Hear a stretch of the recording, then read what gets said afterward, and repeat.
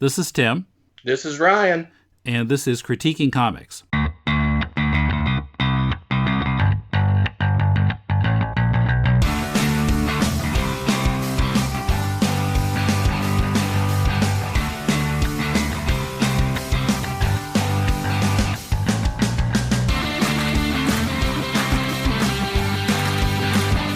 Welcome to Critiquing Comics. This is Tim in Tokyo, and no, not Mulele.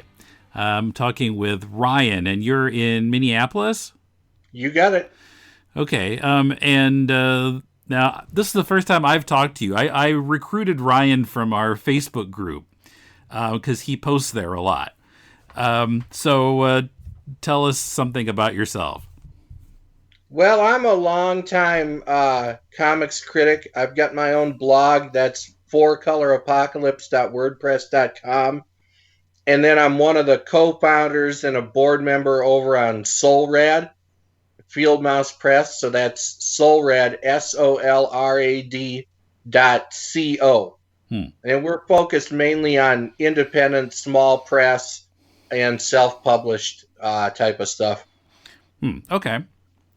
Well, welcome to the show. Thank you.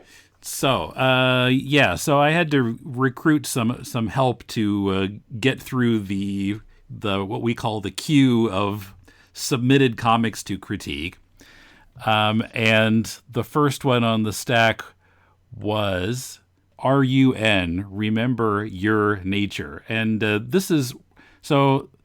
we talked about this one way back in 2014, Critiquing Comics 64. Mulele and I reviewed basically volume 1 of this comic. It's on the web, and then they kickstart like bound versions, collections. And this is by some Greek people whose names I always have trouble with. Kariofillis Chris Hatzopoulos and Rafail Voutsidis are the writers, and art by Lagovardos Manos. Now, in the volume 2, though, they have a different artist. Oh, they do? Okay, I guess I didn't realize that. Yep, it's another guy, and let me get his name here. Okay, yes, we're super organized. They start rotating artists. The first volume was all by the guy you mentioned. Mm-hmm. And then this one, the first chapter is by one guy, but most of it is by a guy named Roberto Fernandes De Oliveira. Okay.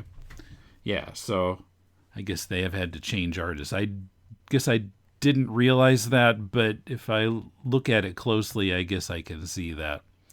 Yeah, the first part of the second one is illustrated by a guy named Luis Figueiredo. Okay. And I'm sure I'm butchering these names, and I apologize to these guys who put in a lot of work on this stuff. Yes.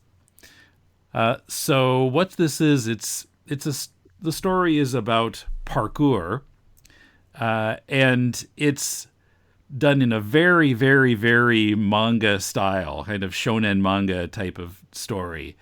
And when Mulele and I talked about the first volume, both of us are experienced with manga, and we kind of recognized that they were doing a very slavishly adhering to manga tropes and so forth. And they do that very well. Now, Ryan has not read much or any manga, and I know your take on it was substantially different from ours. Well, I don't want to say I haven't read much. I've just read a different sort. Now, this is what you call shonen manga? Is that what it fits into? Yeah, I believe so. Mm-hmm. And my experience more, and especially in the last couple of years, I've read actually a fair amount of manga, is more with the Garo type stuff, your Saiichi Hayashis and Yoshiharu Atsuge and Tadeo Atsuge and Shinichi Abe and people like that. And for contemporary stuff, I've been more into the kind of a little bit more experimental stuff like your Fukushima Devilfish, Katsumata Susumu. and people like that. I've read plenty of Junji Ito. I think most people have. Okay. But this kind of this particular genre is new to me, and I'll just reveal my biases that it's well outside the wheelhouse of my usual interests. Well, I mean, I'm not the intended audience for this either. This is aimed at a much younger audience than this is either one of YA us. crowd. Right. So shonen means boys, basically. Maybe teenage or even younger, maybe.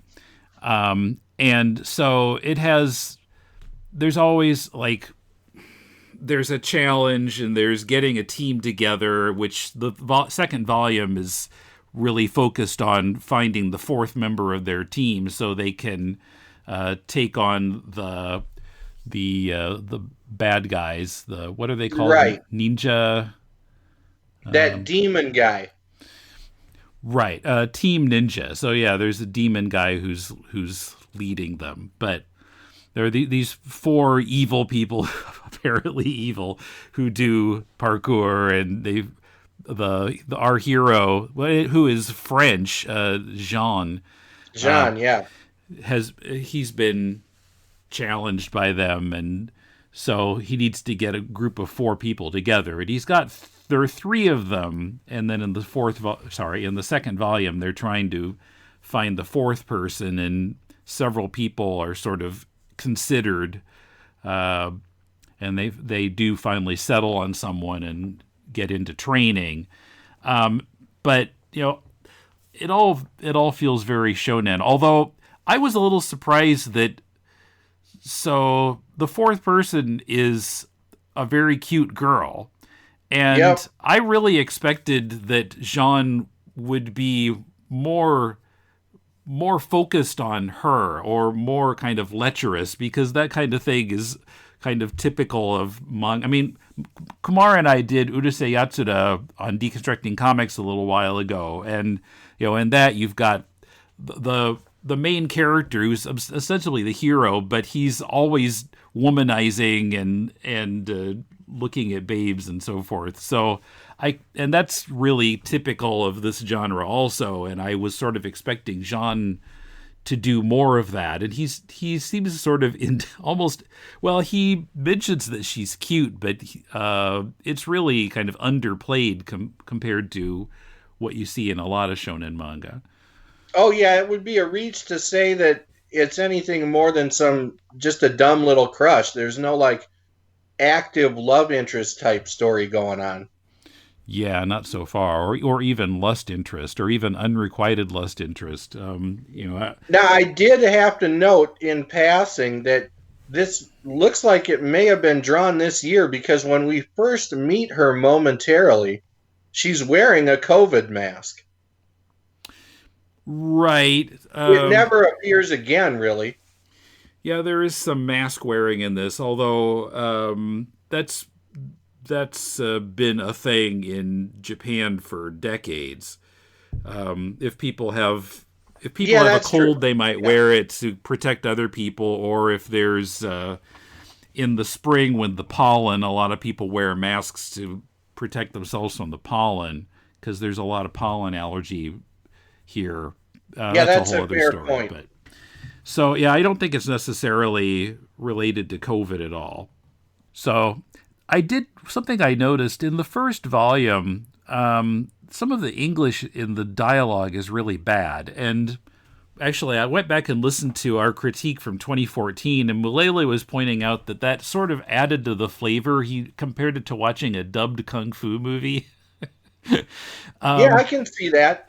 But in the second volume, I noticed that except for some typos, some misspellings, the English seemed better.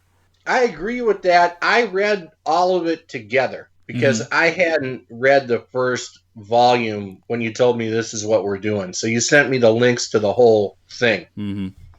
And I have to say that as far as, again, coming to this as a newbie or an outsider, I got a little more enjoyment out of reading the first volume because I kind of like the way they introduced the characters one by one. Mm-hmm.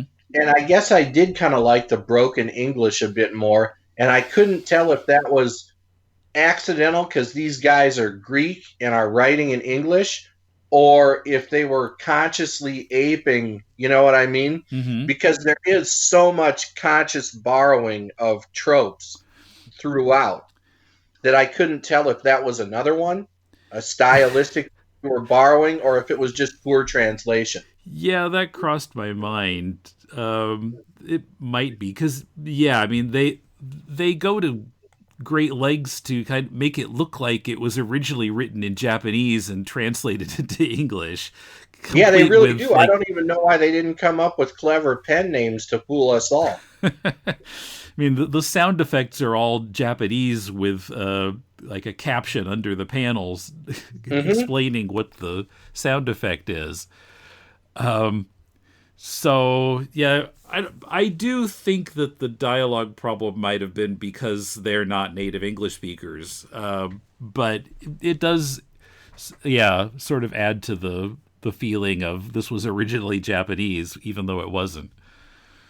Well, they've clearly done their homework and probably grew up on this kind of stuff. Mm-hmm. Right. Well, for us, and I think you're probably younger than I am, at least a little. Although we were talking before we started about watching SCTV, so that might kind of date. Yeah, both although of I us. do have to say I watched it I'm in my 40s. Okay. You know? Okay, I'm in my 50s. I watched it in first run, so. Okay. Yeah, we got it in reruns on PBS right before Doctor Who came on. Okay. Yeah. So, but for people of our age, I mean, we probably came up on Marvel and DC mainly, but yeah, the younger people, maybe their first comics were manga.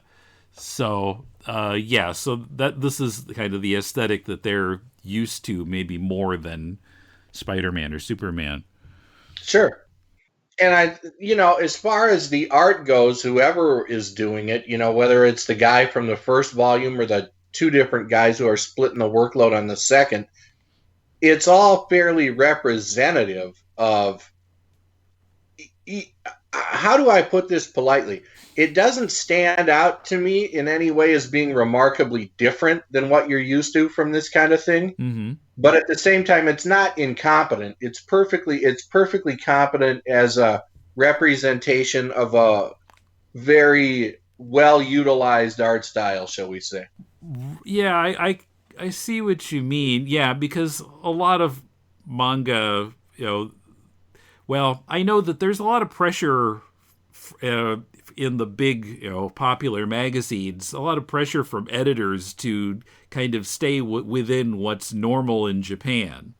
Mm-hmm. And so a lot of times the art styles don't vary very much from one comic to another. Sometimes they do, but I think usually the up-and-comers especially aren't allowed to be very different. So I felt like reading this comic like they were adhering to things that a Japanese editor would tell them to do, even though they're self-publishing it. Oh, I think so too. Yeah, it was, again, as with the art, the story was very representational of the stuff that you would find in most other things of this nature, if we should say it that way. So it almost felt like checking boxes off a list. And everything's present and accounted for. The problem with that is there's nothing that stands out as being especially distinctive. Mm-hmm. It's all competently done, but it strikes me as being, and I'm trying to be kind here, it strikes me as being uninspired but competent, which is, we probably grew up reading a lot of the same Marvel and DC crap. And if you were to distill a lot of that down to a few words, it would be uninspired but competent too. Mm-hmm. So, hey, not for me to judge. Yeah, well, I guess the thing that recommends this comic most is, wow, see how exactly they mimic, popular manga. Right. But yeah, I mean, there's certainly nothing particularly unusual about it, other than maybe the main character is not Japanese, although the story takes place in Japan. Right, it's in Tokyo. In fact, it's centered on Ome, which is kind of out here in the suburbs of Tokyo, near where I am. I've been in Ome before. I think if you're not familiar with the manga tropes, you might not appreciate the kind of best part of this, which is how well they've done their homework on shonen manga. But yeah, just as a comic on its own, it's competent, but not like, wow, this is great. Yeah, one thing I found confusing is that these kids, this parkour thing, it's all about overcoming obstacles in the most efficient manner possible is the rule of the game, so to speak, or the challenge. Mm-hmm. But in a way, these kids, a lot of them, they act like they got superpowers, Yeah, it's really exaggerated, which I think is another aspect of the shonen manga thing. It looks, they like climbing up 5 stories and jumping from like one building under construction over to another one, and it is kind of on the verge of superpowers. Yeah, it's very close. It's like some of the physical comedy you used to get from, like, I don't know, Steve Martin or something, who'd go over to a building and grab like the gutter thing and climb up the side and stuff like that. Just stuff you don't see people doing that much, but I guess isn't beyond the realm, can be explained without a radioactive spider bite or a rocket from Krypton or something. Yeah. They just train and they can do it. Right. But it does border on the superheroic for sure. Mm-hmm. Right. I'd be amazed if anybody did some of this stuff in real life. And they don't even seem to be particularly in danger. You don't see anybody like almost falling to their death, at least not so far. Well, that's a great point because it brings up one of the deficiencies in the whole narrative structure, which is that there's a real lack of dramatic tension throughout so far. Yeah, I can see that. Well, particularly in some of the early chapters, the chapter ends and there's not really any tension or anything saying like, wow, you got to go on to the next chapter to find out what happens. It's just kind of, this is the end of the chapter and we've resolved the story, but you're still going to read anyway, right? Yeah, I think that worked a little better in the first volume when it was explicitly set up to introduce different characters with each one. Mm-hmm. So the chapter would end, we'd get a brief sketch of who these people are, right? Mm-hmm. And then it's on to the next one where we meet someone else. In this one, the flat kind of endings, the non-dramatic endings, the non-cliffhangers, the things are kind of wrapped up in a bow, but why don't you come back for the next time anyway, sort of thing. Mm-hmm. Kind of fell a little bit more flat. Yeah, some of them are. I think they're attempting to be cliffhangers or, create some dramatic tension. Like I got as far as the chapter end where the demon guy is saying, "I'll crush whatever they bring." So there's a little tension, but I don't know. It's like it feels like the mid-episode commercial break tension rather than end of the episode tension. Yeah, there's so many points at which you can really almost just decide to put it down and quit reading or keep going. It's on you. They're not giving you any really compelling sort of push forward.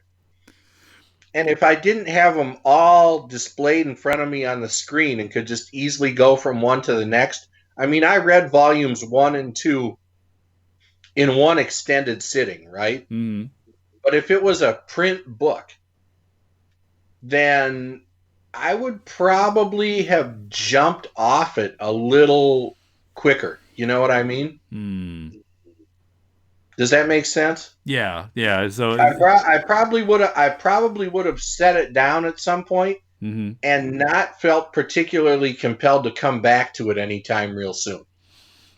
Yeah, yeah. The actual turning of pages and putting one book down and picking up another one is a little more difficult in comparison to just click, click, click. So, Well, yeah, it requires, and it's the reason I prefer print as a general rule, is that it requires a little bit more commitment on the part of a reader. That, and I like to be able to see the whole page of art instead of scanning up and down with the cursor. But, that's just me being old. Yeah, well, I mean, since they are putting this out as books, then you got reading this on a computer, you've got the problem of a vertical page and a horizontal screen. And so you have to keep scrolling down to see the rest of the page. Although I suppose I could zoom out in my browser. Yeah, although, people with tablets don't really have that problem. If you wanted to read this on a tablet, sure, you'd be in pretty good shape. Yeah, I don't have any money, so I don't have a tablet, but yeah. I spend my money on comics instead of a tablet, so you know how it goes. But yeah, I did notice, like, as far as I wanted to bring up about the art and also the lettering, the first chapter in this second volume, which is like fill-in illustration, the lettering style is quite a bit different, and in a way, to me, is the kind of lettering that sort of takes you out of it a bit, where the letters are rendered really large, but then there's also a fair amount of empty space in the balloons, and it's quite readable, but stylistically, it's such a departure from the rest of the book that when you're reading it all together like I did, it takes you out for a while and before dropping you back in. Huh, okay. Again, it's probably something I only noticed because I read the whole thing in one go. I guess I read a lot of it at once, but I'm going to jump back here and look at the early chapters. How is this? Oh, yeah. In the first volume, the letters look a little bit more handwritten, and they're smaller and feel a little bit more organic to the comic. Yep. So, and then yeah, the shading techniques this guy uses in the second volume. You would know this better than me, so I'm going to phrase it like a question for 200, Alex. R.I.P. Some of this, I assume it's all done digitally, but some of this stuff looks like almost like old school Zipatone, doesn't it? Yeah. Well, Zipatone shows up in the black and white manga a lot. So, but I don't know if they did this manually or more likely digitally, but I don't know for sure. Yeah, I don't even think, I don't think they make, I know you can't get it here in Japan. Can you still go into an art supply store and get Zipatone? Possibly. I haven't looked in a while. I mean, I've barely been out shopping at all in 7 months, but yeah, I think it's probably still possible to get Zipatone here. I've not looked, but wow, I'm impressed. Yeah, so as a aping of shonen manga styles, it's really well done. But yeah, as a story, it's kind of it's fine, it's okay, but yeah, there's not quite enough to keep pushing you forward. I don't know, unless you're really into parkour, maybe. Well, I think the characters sort of suffered from the same fate as the general overall narrative, which is they're all they tick the boxes that you'd want for things, but again, they don't have really strong individual distinctive personalities beyond whatever tropes they represent.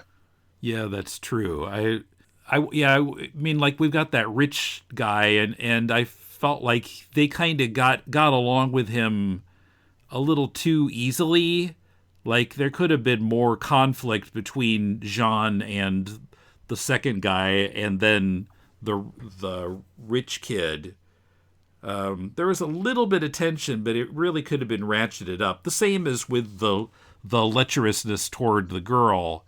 I would have expected that to be ratcheted up more. It's all sort of, it's like they took character types from shonen manga and kind of smoothed out the rough spots so that they're less interesting.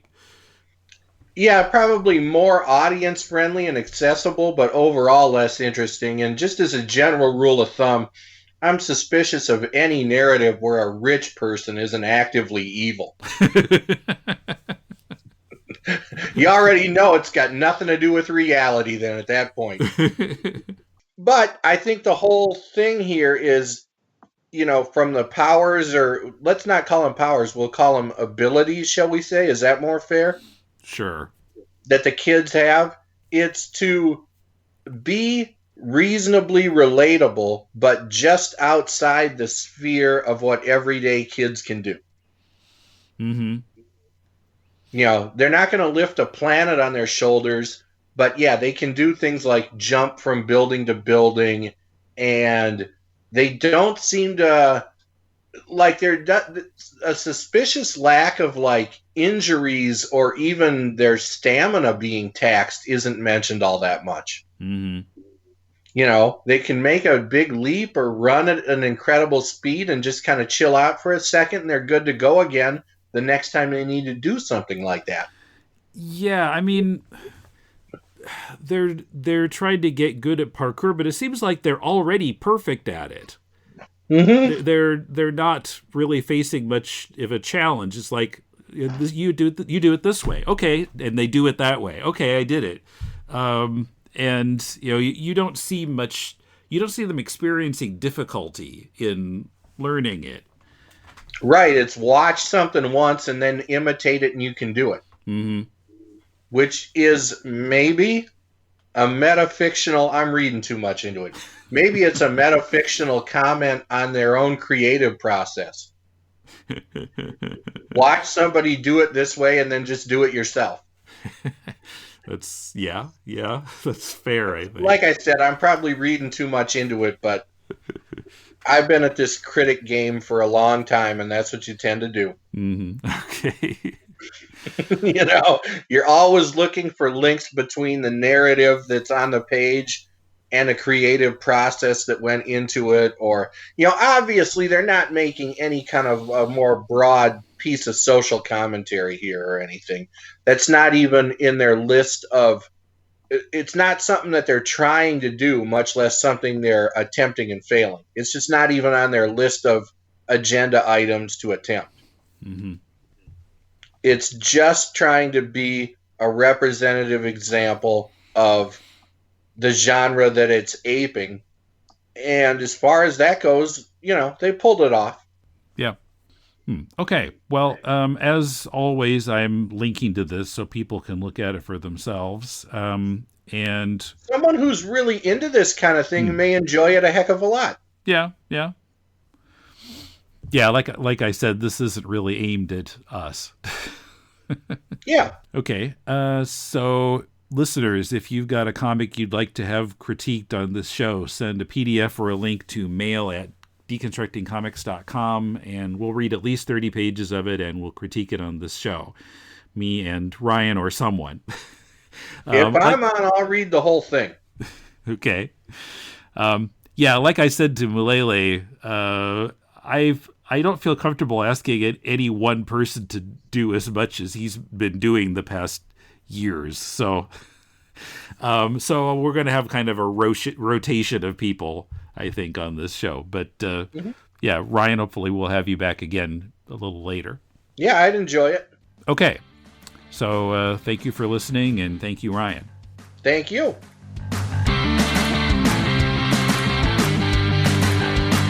Support this and all of our shows by joining us on Patreon. Go to patreon.com/deconcomics for more details. Our theme is from bensound.com. Listen Wednesday for The Law of Equivalent Exchange. Patrick and I discuss the 4th chapter of the manga Fullmetal Alchemist. See you then.